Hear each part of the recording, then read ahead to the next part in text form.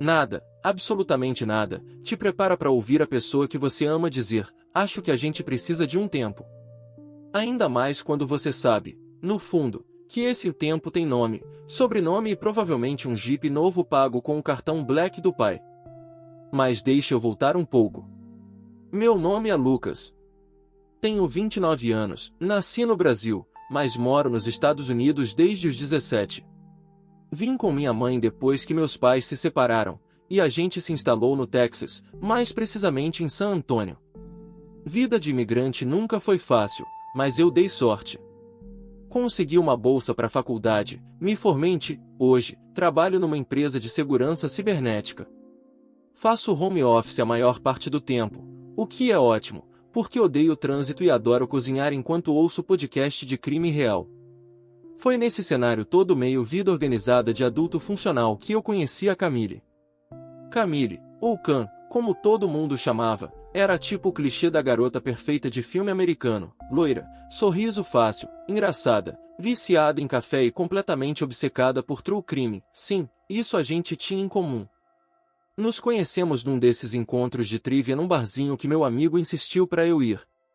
Eu só queria voltar para casa e assistir Mindhunter, mas a Cam sentou do meu lado, a gente começou a conversar e, antes da rodada final do quiz, eu já estava perdido. Ela tinha aquele jeito leve, sarcástico, que te desmonta. Me provocava, ria alto, mexia no cabelo sem perceber, e quando ela sorriu para mim na hora de pedir meu número, eu já sabia que estava ferrado. A gente começou a sair logo depois. Ela morava em Austin, mas dirigia até San Antônio quase todo fim de semana. Durante a semana, a gente fazia chamadas de vídeo longas, tipo adolescente, e dormia juntos pelo FaceTime. Era fofo. Era real. E, honestamente, eu achei que tinha encontrado minha pessoa. A gente namorou por quase 2 anos. 2 anos de viagens, playlists compartilhadas, maratonas de documentários macabros e piadas internas que só faziam sentido para nós dois. Eu conheci os pais dela, gente rica, do tipo que finge ser humilde mas tem rancho com quadriciclo e pista de pouso privada. Eles foram educados comigo, mas dava para ver que não achavam que eu era bom o suficiente. Ainda assim, a Cam dizia que não ligava, que queria uma vida simples, que adorava meu jeito tranquilo. Só que, com o tempo, as coisas começaram a mudar. Primeiro foram as respostas secas no WhatsApp. Depois, o estou ocupada nos fins de semana. Começou a cancelar encontros em cima da hora, a não atender minhas chamadas e uma vez ou outra, aparecer em stories de amigas dela em festas onde, supostamente, ela não estaria. Eu quis confiar. Juro que quis. Falei comigo mesmo que ela só estava passando por uma fase estressante no trabalho, ela era gerente de marketing numa startup em Austin. Mas aí veio aquele dia. Era uma sexta-feira. Eu tinha feito um jantar massa, literalmente, carbonara, com bacon crocante e tudo, porque ela disse que ia chegar tarde, mas que vinha. Esperei. Liguei. Mandei mensagem. Nada. Meia-noite, nada. 1 da manhã, 0. No dia seguinte, ela me mandou um ei como se nada tivesse acontecido. Eu, otário, respondi. A gente se viu no domingo, e ela estava distante, tipo, ausente. Perguntei se estava tudo bem, e ela disse aquela frase clássica. É só muita coisa acontecendo. Acho que preciso de um tempo. Meu coração parou. A gente estava indo tão bem, pelo menos do meu ponto de vista, e agora isso? Claro que eu perguntei se tinha outra pessoa. Ela negou. Olhou nos meus olhos e negou. Disse que me amava, mas que estava confusa, que queria se reencontrar, aquela ladainha. Eu aceitei. A contragosto, mas aceitei. Porque, na hora, eu ainda achava que podia dar certo. Que ela ia voltar. Que era só uma fase. Mas aí veio o Instagram. 2 dias depois do tempo, eu vejo a bendita postando uma selfie na varanda de um resort em Tulum, México. Detalhe, ela não estava sozinha. Na sombra do reflexo do espelho, dava para ver o contorno de um cara alto, camisa de linho aberta, colar de prata. E, Se você desse zoom na legenda, coisa que eu fiz, claro, tava lá. Grata por novos começos. Senti o estômago virar. Cliquei no perfil marcado discretamente na foto. O nome dele? Derek. Filhinho de papai, consultor de investimentos, ex-colega de faculdade dela. Foi aí que caiu a ficha. Ela já estava com ele antes de terminar comigo. Aquele tempo era só o nome fofo para traição escancarada. Eu fiquei devastado. Mas isso não durou muito. Porque, depois de 2 dias de raiva, tristeza e mais raiva, eu decidi que ela podia ter escolhido o Derek. Mas ela jamais ia esquecer o troco que eu estava prestes a dar. Nos dias que se seguiram à revelação da viagem com o tal Derek, eu entrei num modo que só consigo descrever como surreal. Sabe quando você olha para sua rotina e tudo parece igual, mas por dentro tá tudo quebrado? Eu levantava, fazia café, abria o notebook para trabalhar, e entre uma reunião e outra, me pegava fuçando o Instagram dela como um stalker profissional. Não era só a dor da traição. Era o fato de que ela mentiu com tanta naturalidade. A Khan tinha o dom de fazer você se sentir seguro enquanto te apunhalava pelas costas com um sorriso. Eu encontrei uma mensagem antiga dela no WhatsApp, de meses antes, que me bateu como uma facada. Com você eu me sinto em casa. Mesmo quando tudo tá uma bagunça, você é meu lugar seguro. Cara. Mesmo quando ela tava saindo com outro, ela me dizia isso. Fui puxando pela memória e algumas coisas começaram a fazer sentido. Aquele fim de semana que ela teve que viajar com a equipe pro evento da startup em Dallas? Ela nem postou nada do evento. Mas agora, olhando melhor, vi que o Derek também tinha postado uma selfie num hotel, no mesmo fim de semana. Mesmo quadro na parede atrás. Mesmo maldito carpete florido. Comecei a juntar as peças como um detetive de série policial. Voltei em prints de conversas antigas, stories arquivados, comentários apagados. Descobri que eles se seguiam no Instagram havia mais tempo do que ela dizia. Comentários deles sempre tinham aquele tom flertador escondido em emojis inocentes. Derek, essa vista tá tão linda quanto a modelo. Khan, na época ainda comigo, haha, você é bobo. Bobo? Ah tá. Bobo nada. Safada. Comecei a ficar obcecado, confesso. Não conseguia dormir direito. Toda hora revisando mensagens, relembrando momentos em que ela desapareceu por trabalho ou dizia estar com as amigas. Falei com a Becca, uma amiga em comum que nunca gostou muito da Khan. Ela me ligou no mesmo dia. Lucas, vou te dizer porque gosto de você, porque você merece coisa melhor. E olha, você não ouviu isso de mim, tá? Mas essa viagem com o Derek estava sendo planejada fazia tempo. Eles já estavam se pegando no mínimo desde abril. Abril. Eu quase deixei o celular cair. Mas a gente viajou no final de abril. Eu e a Khan. A gente ficou uma semana juntos em Denver, caramba. Pois é. E ela voltou dizendo que estava mais confusa do que nunca. Confusa uma ova. Ela voltou já com as passagens para Tulum compradas, provavelmente pagas pelo cartão do Derek. Aquilo me destruiu. A pior parte? Eu não podia provar nada. Não tinha uma mensagem explícita, uma confissão. Tudo era suspeita, dedução, sombra em reflexo de espelho. Ela sabia jogar. Sabia manipular. E, acima de tudo, sabia como manter as aparências. A gota d'água foi um tweet que ela postou, dias depois da viagem. Quando já tinha me dado ghosting oficial. Às vezes a gente precisa se perder em outro alguém para lembrar quem realmente é. A vontade que eu tive foi de responder na hora. Ou você só é egoísta e traíra mesmo. Mas boa tentativa com a legenda de coach. Mas não respondi. Eu queria mais do que isso. Naquela semana, eu me tranquei em casa. Fui vivendo no automático e, aos poucos, comecei a planejar. Porque uma coisa que ela nunca considerou é que eu trabalhava com segurança digital. Eu vivia mergulhado em dados, rastros, metadados, análises de comportamento. Eu conseguia traçar padrões com base em 5 cliques e um histórico de localização. E a Khan? A Khan tinha deixado rastros. Não só digitais, emocionais também. Amigos que sabiam mais do que contaram. Pessoas que fingiram apoiar os dois lados, mas que me deviam favores. Gente que, por mais que quisesse se manter neutra, acabou soltando informações sem nem perceber. Aos poucos, eu fui montando meu arsenal.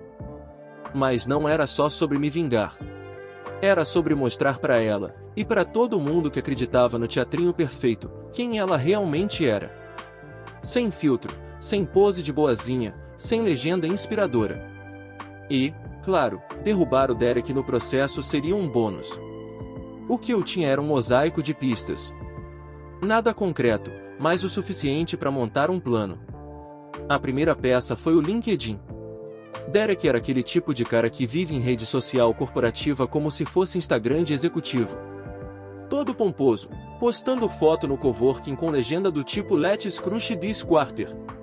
Trabalha como consultor financeiro em uma empresa chamada Ellsworth Pratt, com foco em gestão de fortunas. Traduzindo, ele cuidava do dinheiro dos ricos, provavelmente inclusive da família da Khan. Comecei a acompanhar tudo que ele postava, com quem interagia, que tipo de clientes mencionava. Era um festival de networking tóxico, cheio de quads, gente com MBA em Harvard e frases motivacionais que davam vontade de vomitar. Foi aí que uma ideia começou a tomar forma. E se eu usasse o próprio ego dele contra ele? Montei um perfil falso. Nome, Ryan Mendoza.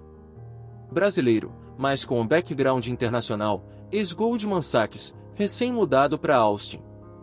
Criei um currículo perfeito no LinkedIn, com um histórico brilhante e algumas recomendações falsas, tudo usando ferramentas que eu mesmo programava para brincar com inteligência artificial. Postagens bem produzidas, linguagem de executivo, engajamento médio. Levei uma semana montando o personagem. Depois, comecei a seguir gente do ciclo do Derek. Interagir aqui, comentar ali. Até que cheguei nele. Mandei uma conexão com a seguinte mensagem: Ei Derek, acabei de me mudar para Austin vindo de Londres. Vi que temos conexões em comum e curti muito seu conteúdo sobre portfólio sustentável. Bora marcar um café. Caiu que nem patinho. Ele respondeu no mesmo dia. Derek, bem-vindo, Ryan.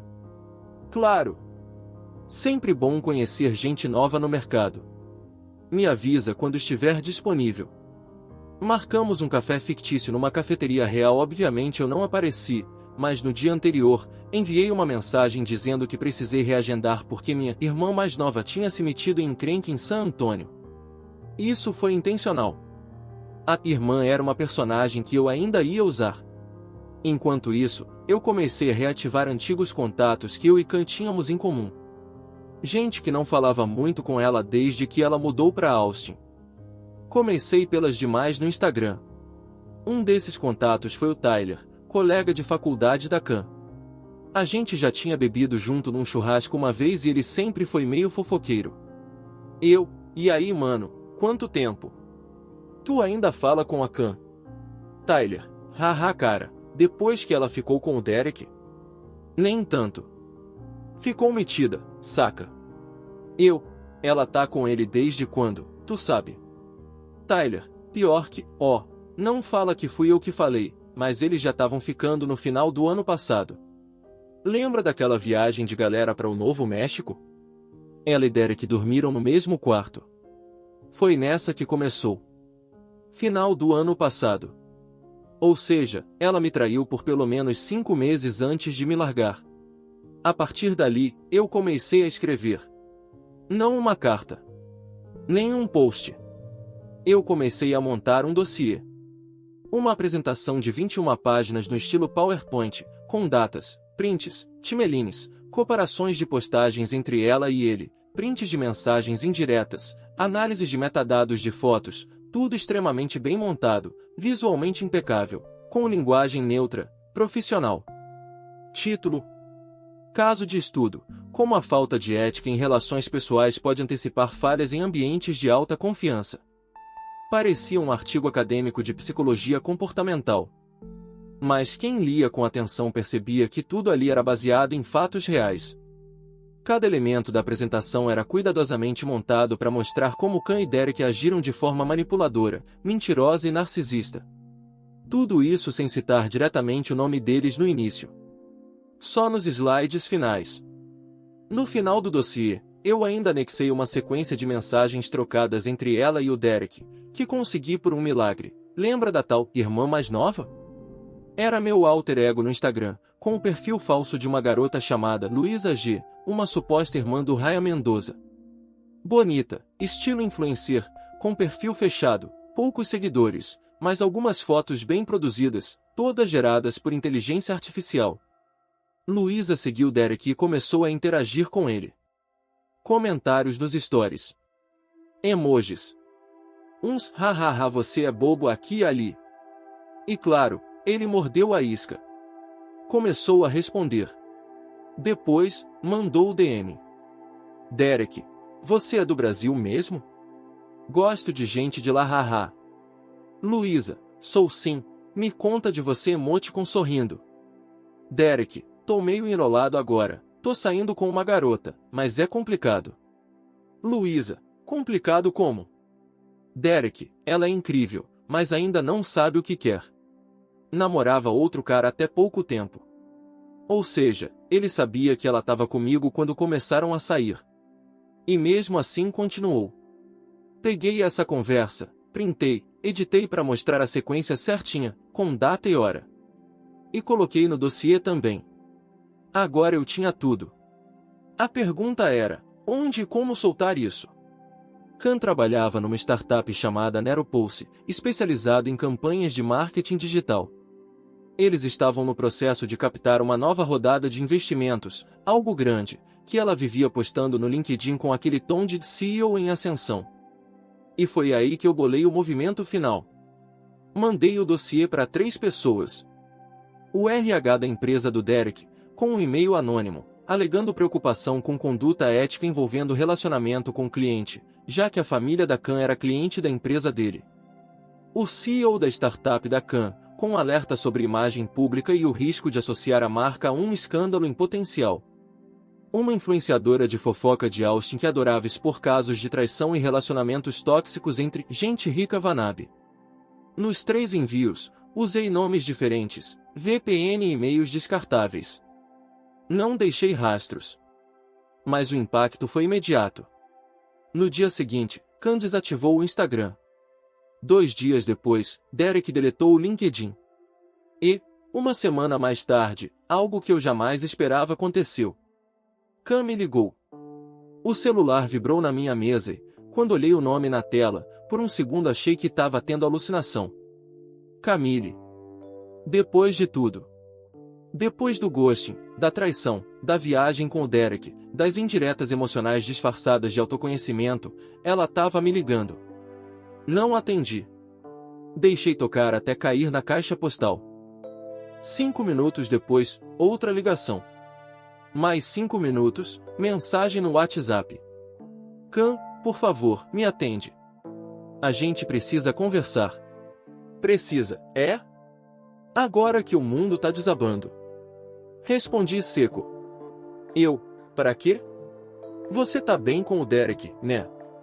Ela ficou online. Digitando. Parou.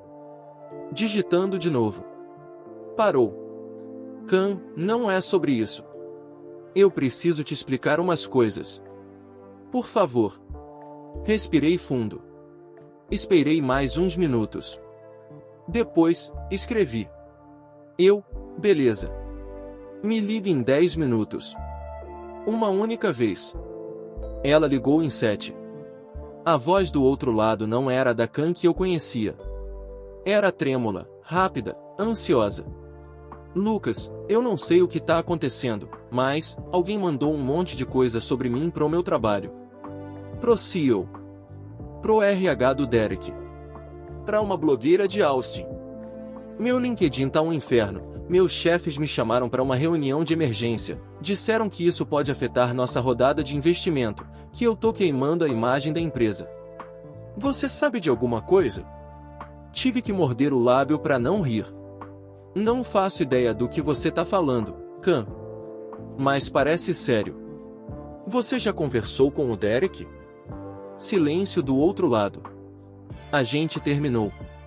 Ué. Não era o grande amor da sua vida.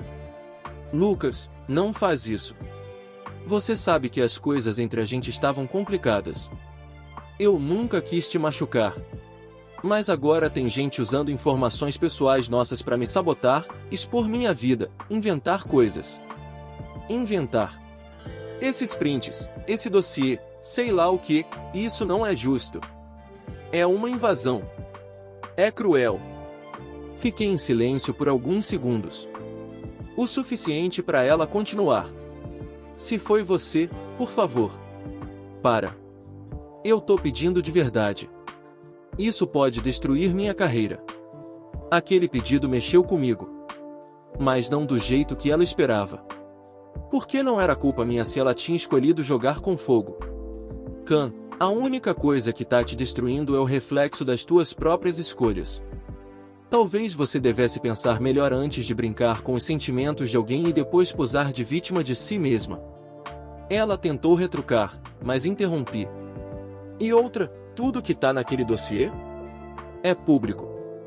São prints, mensagens, posts seus e do seu queridinho. Ninguém invadiu nada. Só juntei os pedaços que vocês deixaram largados como idiotas egocêntricos. Você fez isso. Digamos que eu sou só o mensageiro. Quem conta a história é o rastro digital que vocês mesmos deixaram. Silêncio. Longo. Ela desligou sem dizer mais nada. Na semana seguinte, o post da blogueira viralizou. Título: Marketing de traíra. O caso da startup que quase faliu por conta de um rolo amoroso sujo em Austin. Não citava nomes diretamente. Mas quem era do meio sabia exatamente de quem se tratava. A matéria foi compartilhada no Reddit, no Twitter, X, em grupos de WhatsApp corporativo. Virou piada interna em mais de uma empresa. O perfil de LinkedIn da Khan saiu do ar por um tempo. Depois voltou, mas completamente apagado. Sem foto, sem cargo, sem histórico. Rumores diziam que ela tinha sido afastada temporariamente da Neropulse enquanto investigavam conduta imprópria e quebra de imagem profissional. Quanto ao Derek, um colega dele, que eu conhecia por meio de outro contato, me mandou uma mensagem no Signal, rindo. Bru, aquele maluco virou piada aqui. Deram apelido de Romeu do LinkedIn. Tá sob investigação do compliance, perdeu 3 clientes grandes da carteira. Dizem que o pai dele tá tentando limpar a barra com dinheiro. E eu? Ah, eu tava bem. Dormindo melhor. Me alimentando melhor. Até voltei a correr no parque. E, claro, deletei qualquer vestígio da Khan da minha vida. Mas deixei o dossiê salvo. Só por segurança. E, talvez, como lembrete de que, às vezes, a vingança não precisa ser barulhenta. Basta ser cirúrgica. Às vezes eu fico me perguntando se fui longe demais. Se talvez tivesse sido melhor simplesmente seguir em frente, bloquear, apagar tudo e deixar o karma fazer o trabalho sujo. Deixar o tempo mostrar quem é quem. Mas aí eu lembro da forma como ela mentiu olhando nos meus olhos. Do jeito como me abraçava à noite enquanto trocava mensagens com outro cara. De como me fez sentir pequeno, inseguro, paranoico, e ainda tentou me fazer acreditar que o problema era eu.